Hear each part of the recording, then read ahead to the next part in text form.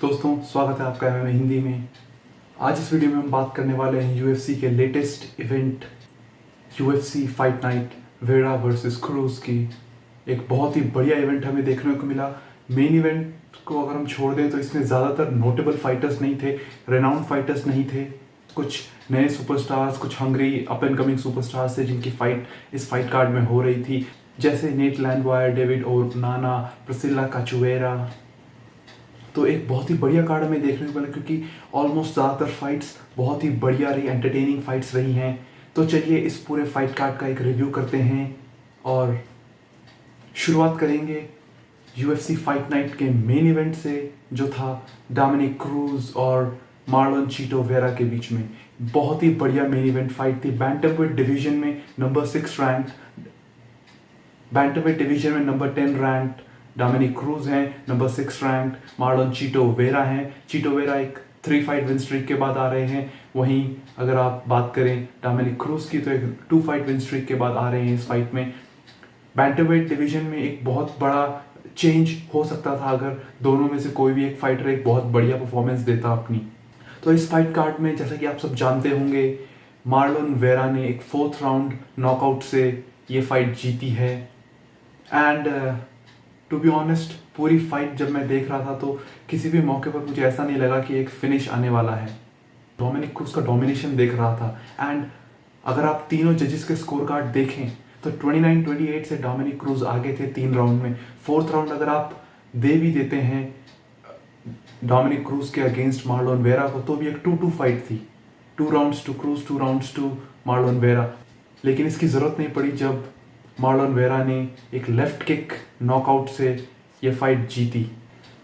Dominic Cruz का एक बहुत ही डिफरेंट गेम स्टाइल है। उनका मूवमेंट करने का, बॉडी मूवमेंट, फीट मूवमेंट का जो स्टाइल है, उसे बहुत लोगों ने कॉपी किया है, उसे अपग्रेड करा है। आप देख सकते हैं TJ Dillashaw, city kickboxing के जितने भी खिलाड़ी हैं, Kai Kara France, Alexander Volkanovski and the great Israel Adesanya. Dominick Cruz का जो गेम है वो एक ऐसा गेम है जिसमें आप 2 पंच अपने ओपोनेंट को लगाते हैं, उसके बाद वापस आ जाते हैं। So you are hitting your opponent but you don't get hit back. Opponent को चाहे आप डैमेज दें या ना दें, दैट इज सेकेंडरी, लेकिन आपको डैमेज नहीं हो रहा है उस एक्सचेंज के दौरान, उस इंटरचेंज के दौरान पंचेस के। एक बहुत ही बढ़िया ये गेम प्लान है। Experience mix martial arts fighters हैं वो इसे अपनाने की कोशिश करते हैं। एंड पिछले 20 साल से 15 साल से इसी गेम प्लान के साथ डोमिनिक क्रूज अपनी फाइट्स कर रहे हैं। साथ में टेक डाउन का एक बहुत बढ़िया गेम है उनके पास, अच्छी रेसलिंग है, तो एक अच्छा गेम प्लान है इनके पास। लेकिन मार्लोन वेरा का गेम एक बहुत ही बढ़िया स्टैंड अप फाइटर है। जिजित्सु इनका बहुत बढ़िया है, तो ज़्यादातर लोग इनके साथ रेसलिंग करने से बचते हैं, लेकिन स्टैंड अप गेम में बहुत बढ़िया डेवास्टेटिंग पावर के साथ अपने पंचेस लैंड करते हैं। आप कोई भी फाइट देख लीजिए, उसमें 5 राउंड की जो फाइट्स रहेंगी उसमें इनके ओपोनेंट के चेहरे के ऊपर डैमेज आपको साफ दिखेगा। डोमिनिक क्रूज पूरी फाइट में अच्छा परफॉर्मेंस कर रहे थे, एक अपनी जो उनका ओरिजिनल गेम प्लान है उसको एग्जीक्यूट कर रहे थे। लेकिन 3rd राउंड में टाइट शिफ्ट थोड़ा सा हमें देखने को मिला जब डोमिनिक क्रूज को ड्रॉप किया मार्लोन वेरा ने, और 3rd राउंड के आखिरी मिनट में भी दोबारा से उन्हें ड्रॉप किया, और 4th राउंड में एक हाईलाइट रील नॉकआउट की वजह से वो मैच जीते हैं। आई थिंक ये गेम प्लान बहुत बढ़िया सूट किया है आज तक डोमिनिक क्रूज को, लेकिन जैसे जैसे उनकी एज बढ़ रही है वो थोड़ा सा स्लो हो रहे हैं। तो आप देखें वो एक क्वार्टर ऑफ सेक्शन, एक हाफ अ सेकेंड स्लो है अपने मूवमेंट पे, जिसकी वजह से वो इन फाइट्स में अपने आप को बचा नहीं पाते हैं उस सीरीज ऑफ गेम प्लान को एग्जीक्यूट करते हुए। अपने आप को कुछ ट्रिकी पोजीशंस में ला देते हैं डोमिनिक क्रूज, जिसकी वजह से वो कुछ ट्रिकी पोजीशन में फंस जाते हैं, जैसे कि आज हुआ। And props to Marlon Vera, उन्होंने इसका पूरा फ़ायदा उठाया। And I think Marlon Vera की ये जीत उनके करियर की एक अब तक की सबसे बढ़िया जीत है। आगे फ्यूचर में he will be gunning for the title, लेकिन अभी तक की उनकी सबसे बढ़िया सिग्नेचर विन होगी। एंड आप देखें इसके बाद आई थिंक एक फाइट और उसे जीतने के बाद वो शायद टाइटल के लिए फाइट कर सकते हैं, या फिर वो स्ट्रेट टाइटल के लिए जा सकते हैं। क्योंकि आप अगर देखें तो प्योतर और शॉन ओमेली फाइट कर रहे हैं UFC 281 में। साथ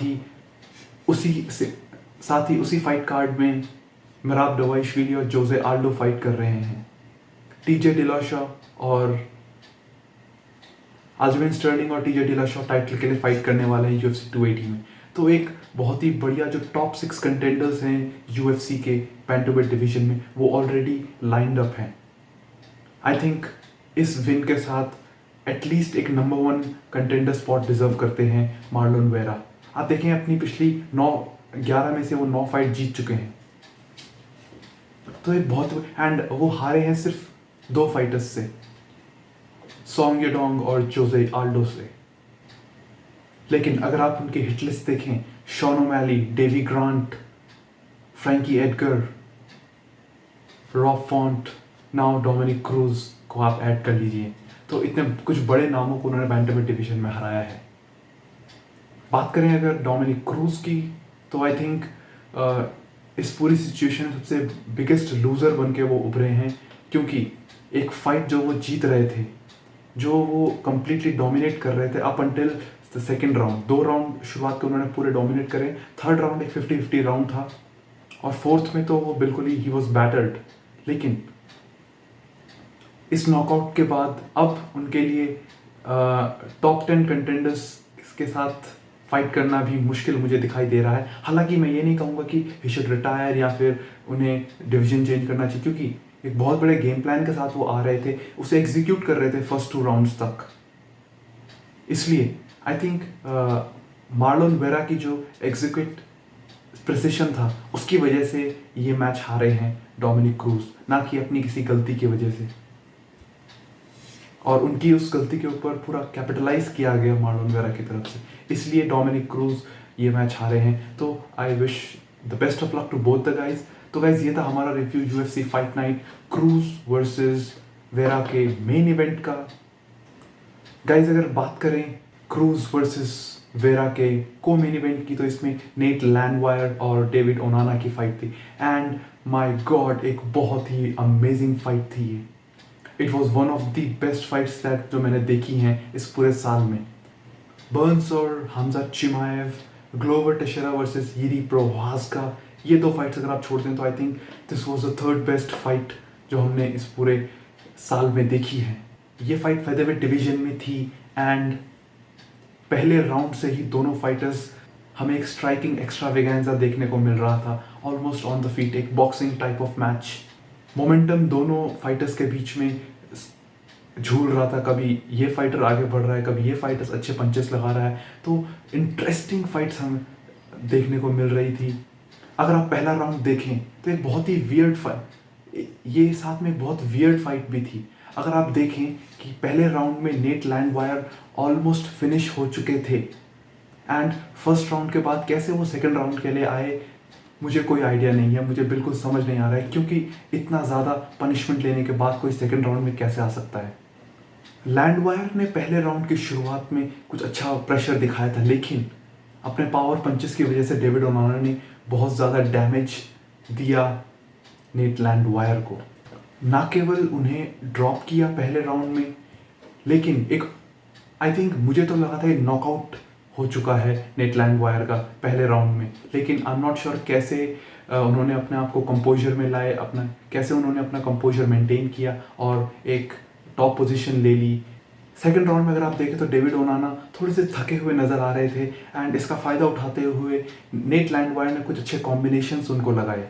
इतना ज़्यादा पंचेस उन्होंने डेविड ओनाना को लगाए कि अगेन मुझे ये भी समझ नहीं आया कि सेकंड राउंड के बाद ओनाना कैसे थर्ड राउंड के लिए आए, इतनी पनिशमेंट लेने के बाद भी।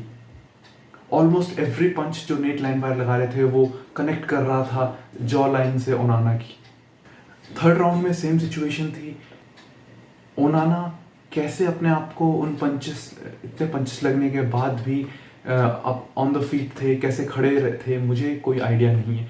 बिल्कुल आई वाज शेल शॉक्ड, इतना ज़्यादा डैमेज ओनाना ले चुके थे सेकंड और थर्ड राउंड में। एंड लेकिन फाइट के आखिरी मिनट में डेविड ओनाना ने एक बहुत ही बढ़िया काउंटर पंच लगाया नेट लैंडवायर को, एंड आई थिंक मुझे लगा था ये नॉकआउट हो चुका है नेट लैंडवायर, एंड मेरे दिमाग में वही सिचुएशन रिपीट हो रही थी जो पहले राउंड के शुरुआत में हो रही थी, जब नेट लैंडवायर ऑलमोस्ट नॉकआउट हो चुके थे। लेकिन ये फाइट पूरे 3 राउंड तक गई, and what a fight it was. And I think इतनी बढ़िया फाइट पुट ऑन करने के बाद डेना वाइट ने इनको 50,000 का परफॉर्मेंस बोनस दिया है दोनों फाइटर्स को। तो एक बहुत बढ़िया बात है कि इतना डैमेज देने के बाद दोनों सेफ हैं। कुछ बोनस भी उनको मिला है दोनों को, $50,000 टू बी एग्जैक्ट।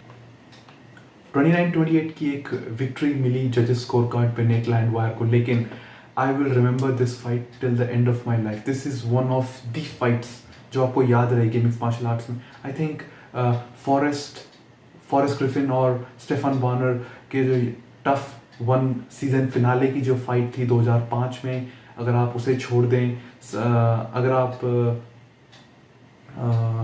चेल सनन एंडरसन सिल्वा फाइट को छोड़ दें, आप रॉरी मैकडोनाल्ड और रॉबी लॉलर की फाइट छोड़ दें, तो उसके बाद ये कुछ फाइट्स हैं जो आपके दिमाग में आती हैं, जो आपको एक्सक्विजिट फाइट लगती हैं।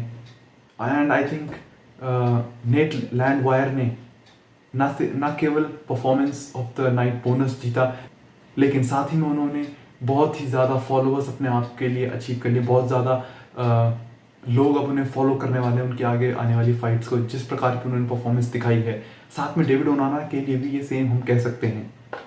ये जो नया फैन बेस मिलेगा डेविड लैंडवायर को, वो इस बात को ज़्यादा याद रखेंगे कि एक ग्राउंड एंड पाउंड सिचुएशन में एक बहुत बढ़िया पोजीशन थी नेट लैंडवायर के पास, लेकिन उन्होंने इसके ऊपर कैपिटलाइज ना करते हुए ओनाना को खड़े होने के लिए कहा। रेफरी को इशारा किया कि मुझे ऑन द फीट फाइट करनी है। ये ज़रूर याद रखेंगे पूरा फैन बेस जो है MMA का। एंड जस्ट लाइक द को मेन इवेंट, हमारे पास एक फीमेल स्ट्रॉवेट फाइट थी, लास्मिन लुसिंडो और उनके सामने थी यास्मिन जारूगई। यास्मिन जारूगी मैक्सिकन हैं, UFC में ये उनका डेब्यू था। इस फाइट को देखने के बाद कोई भी नहीं कह सकता कि UFC में उनका डेब्यू था। जिस प्रकार के डोमिनेशन, जिस प्रकार की फाइट उन्होंने शो की है अपने UFC डेब्यू में, दैट इज़ अनपैरेलल। एक बहुत ही बढ़िया फर्स्ट इम्प्रेशन देखने को मिला है यास्मीन की तरफ से हमें। फन फैक्ट, उनकी ओपोनेंट लास्मिन भी अपना डेब्यू कर रही थी UFC में इस फाइट के साथ। एक नॉन स्टॉप एक्शन फाइट हमें देखने को मिली पूरे 15 मिनट तक। इतना बढ़िया, इतना क्लोज फाइट थी ये, इतनी ज़्यादा एंटरटेनिंग फाइट थी कि not even the whole crowd but Dana White ने खुद इनको स्टैंडिंग ओवेशन दिया first round, second round, third round के एंड होने पर।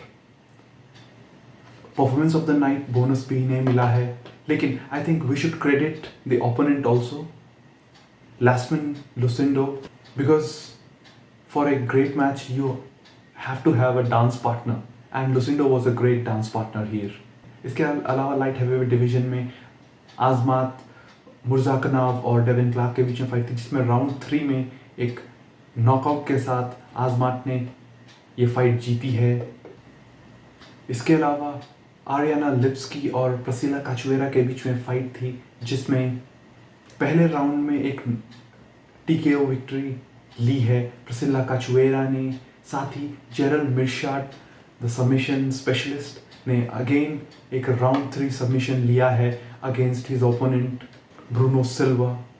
प्रीलिम्स की अगर हम बात करें तो इसमें Angela hill after a very long time उन्होंने फाइट जीती है। एंड फन फैक्ट, हमेशा से स्प्लिट डिसीजन में हारने वाली एंजेला हिल इस बार स्प्लिट डिसीजन में जीती हैं। एक 29-28 डिसीजन विक्ट्री उन्हें मिली है।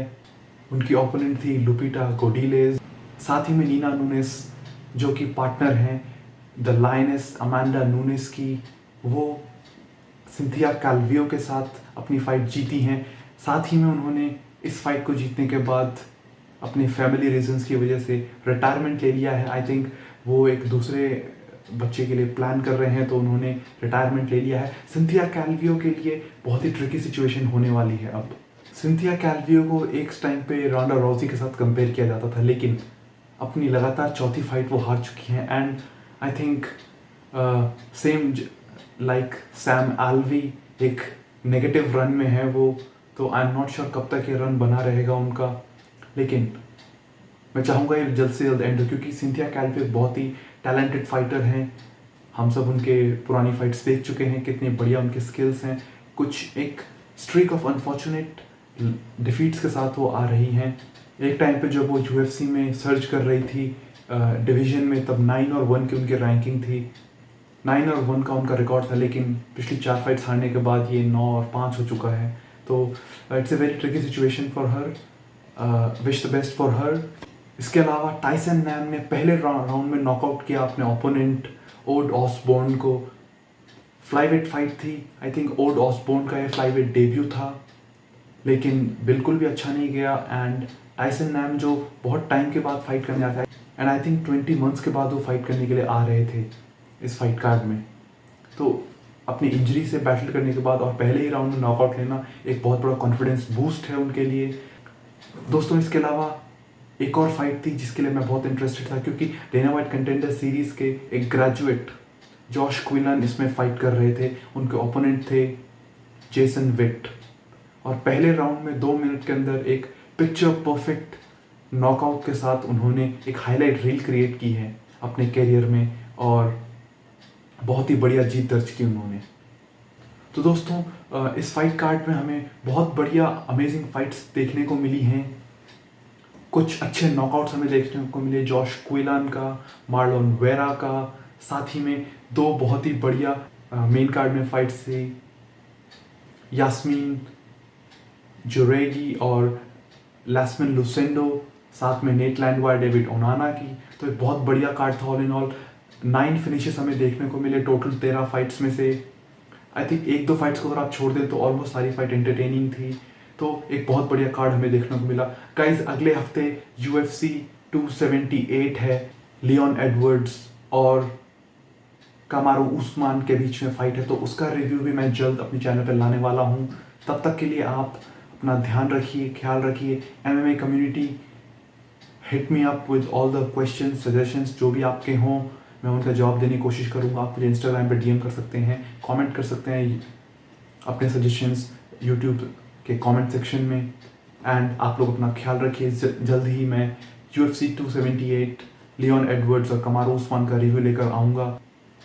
Please do let me know आपको ये वीडियो कैसा लगा। इसके बारे में आपके जो कमेंट्स हो मुझे कमेंट सेक्शन में बताएं। तो गाइस, मिलता हूँ मैं आपको अगले वीडियो में।